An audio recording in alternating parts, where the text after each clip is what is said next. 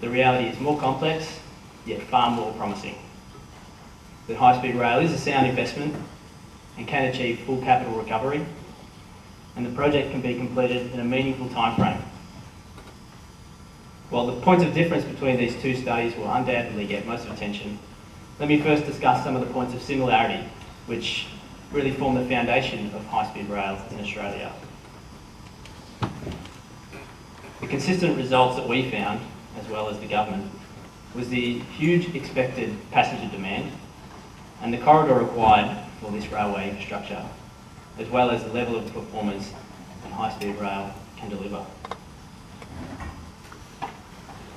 Last year, when the study was released, we heard that an estimated 84 million passengers would use the high-speed rail every year. 84 million passengers on its own is a big number, but on its own doesn't mean very much. Yet this is far more people than what currently travel by aircraft today. But by experience, we know that there's huge demand.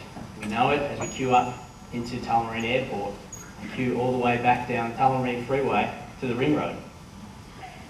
We know it as we drive past the acres of parked cars in the car park. These are the signals that we need an alternative.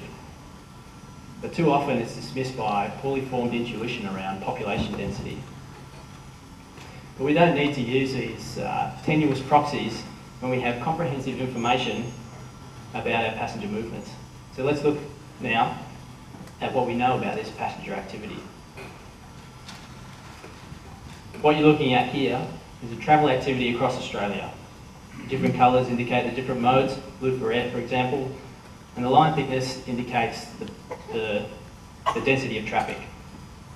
Now, without deep analysis, what's obvious is a huge concentration of travel in the southeast corner of the country. This corridor between Melbourne and Brisbane contains half of Australia's regional passenger travel.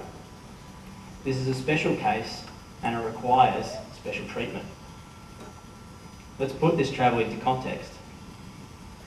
To the right of the screen, you can see a comparable traffic density in major cities across the world. This is the flight activity between the busiest flight routes in China, the US and Europe. Not only is the traffic in Australia very heavy by world standards, but importantly, all of our busy routes are roughly aligned. This is a big advantage for high-speed rail, as all of this traffic can be converged onto one service, which is much more efficient than air travel, which requires individual services for each journey. The question is, how many passengers will move to the new transport option of high-speed rail? So before I continue, indulge me, and I'll ask for a show of hands those people who would choose a train trip to Sydney in 3 hours, rather than the 90-minute flight that we're currently familiar with. That's a lot. Perhaps we underestimated our calculations. But of course the full answer is unknown somewhat. But what we can do is look to international evidence and get a bit of guidance. So I'll explain this chart. What this shows is the proportion of people in existing travel markets that choose high-speed rail over air travel in relation to the journey time. So as the train journey time increases, more people choose the plane, and vice versa.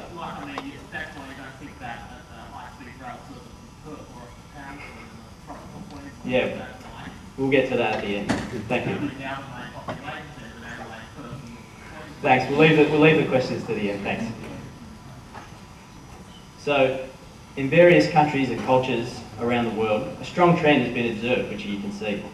This includes the Eurostar between London and Paris, the Shinkansen all over Japan, and many others across these continents. What this trend indicates is that journey times of around 3 hours, so think Melbourne to Sydney, Sydney to Brisbane, we should expect a 60 to 70% share of today's busy travel markets.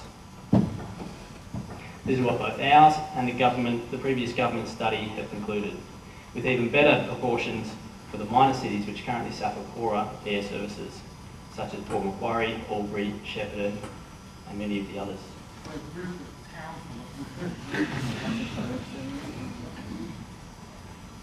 So this redistribution of passenger activity indicates that with high-speed rail available, 3 times as many people will travel by high-speed rail than by air in this country.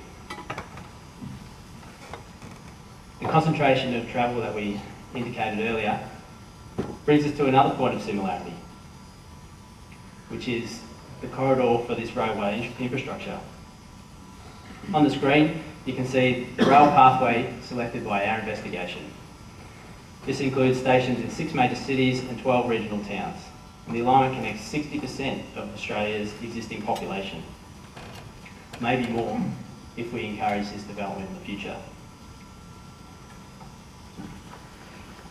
Specifying the exact alignment right down to the nitty-gritty level requires consideration of a lot of issues. The location of towns and regional centres, travel activity, land features, bodies of water, environmentally sensitive areas, other infrastructure, our urban boundaries, and others. An example is shown here, which is one of the most challenging sections that we experienced, which is crossing the Hawkesbury River north of Sydney. You can see some of the challenging constraints that we face. And also the previous government study. So, if you look carefully here, you can see the differences between the pathway that our study and the previous government study concluded with in completely independent analyses. So they're obviously very, very similar, despite a few locations where we zigged and they zagged around a particular land feature. The most obvious of which is in the vicinity of the Gold Coast, where the obstacle in question is a gigantic volcanic crater known as Mount Warning. So either of these 2 cases is pretty workable. Each has their pros and cons. But such similar results from these 2 separate investigations gives a high degree of confidence in reserving a corridor for this infrastructure.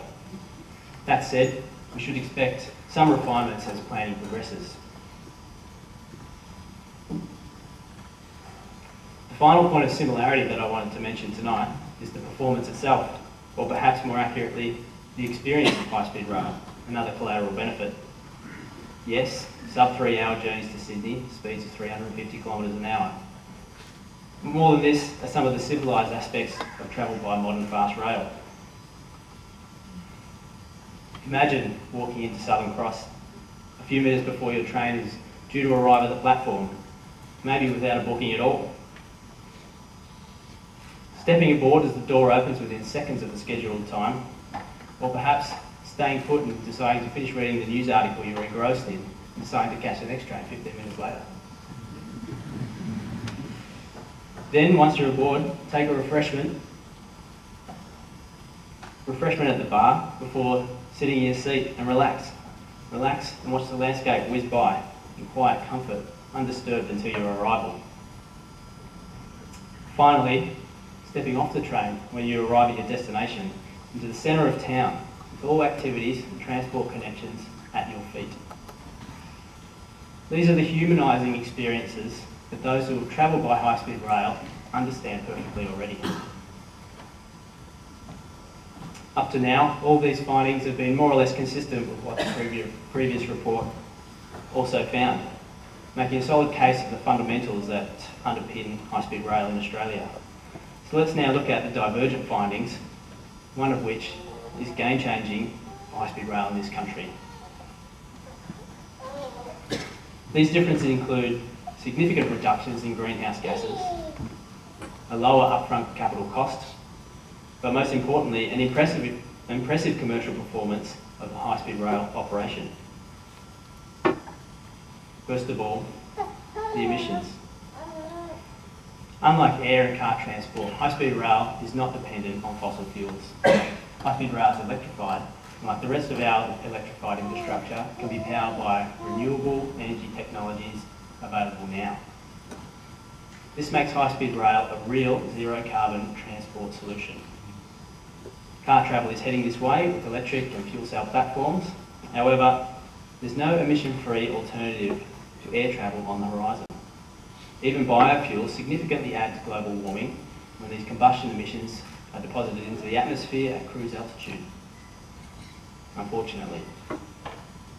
While offsets are offered by airlines, these emissions are still produced. Alternatively, you could travel by a renewable powered high-speed train, safe in the knowledge that zero emissions have been produced at all. By doing so, as our study has found, 30% of emissions from regional travel in this busy corridor could be simply eliminated. Conversely, the previous government study found an increase in these emissions, and this was due largely to a now redundant assumption that there would never be a second Sydney airport, constraining future air travel to Sydney. Turning now to the construction and the related costs. Let's make no mistake, this is a big upfront investment. However, estimating exactly how much is a tricky business, and it depends very much on the landscape and the other obstacles. As a result, big costs and also big savings are on the cards depending on the specific pathway chosen. So, recognising this, we put a lot of attention into it, and through months of trials and trade-offs, charting through the Australian landscape, we came to a solution that we thought was a good compromise. The result is $84 billion worth of construction, management, equipment purchases, etc. It's a lot of money. It is 25% lower than the government estimate, but it is a lot of money. To put $84 billion another way, this is equivalent to 5 years of our current road expenditure, or 7 years of our domestic spending on airfares. Or to put these two things together, only 3 years of the combined spending on road infrastructure and domestic airfares. We spend a lot of money on transporting this country. Acknowledging that we won't abruptly redirect this spending begs the question, where will the money come from? John's alluded to some solutions already. But it brings us to one of the most important points of difference, which I hope you'll see is game-changing for Australia and high-speed rail in this country. In the government study, it was concluded that, based on charging competitive fares, the high-speed rail operations would not deliver sufficient revenue to fund or recover the expected capital costs of the high-speed rail program. This conclusion has deep ramifications. That means private investment is unlikely to be attracted to this opportunity, and the government would be required to provide the funding. It's this factor which dictated the 50-year timeframe that we were presented with in order to reduce the burden on annual government budgets. The reality is that this construction could be completed within 10 years. With an adequate return on investment, private funding could contribute significant capital to fund a more rapid construction. So you see, the revenue potential of competitive fares is a key factor to delivering high-speed rail in the near future. Let's take a look at fares and what high-speed rail is assumed to compete with in the previous government study. High-speed rail competes directly with air travel and is typically priced a bit lower than air travel in international markets. Knowing this, BZE surveyed domestic airfares to determine the market value in this country. We surveyed fares for 5 major routes which span the high-speed rail corridor over 6 months, covering the second half of 2013. I'm going to illustrate the results just using one trip between Sydney and Melbourne as an example. On the screen, sorry, it's another graph. What this shows is all of the flights from Sydney to Melbourne over one day. Each dot is the cheapest ticket available on each flight. The average daily ticket price, weighted by the load factor, is indicated by the black line. It's this average which the average high-speed rail fare will be compared with. This is what dictates the average revenue we should expect. So what is the competitive average fare used in the government study?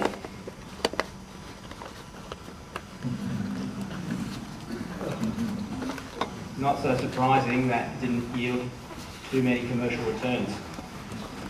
Here you can see that high-speed rail is assumed to be competing with the lowest airfare of the day. Not only this, but it's assumed to remain unchanged for the next 70 years.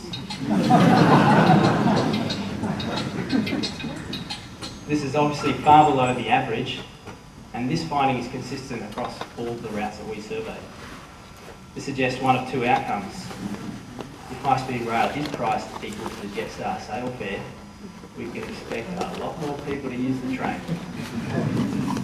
But a more likely outcome is fares will be priced at truly competitive rates, and we can expect much higher revenues. This is not to say that high-speed rail will be more expensive than air travel, it's just to say that it will be priced against real airfares.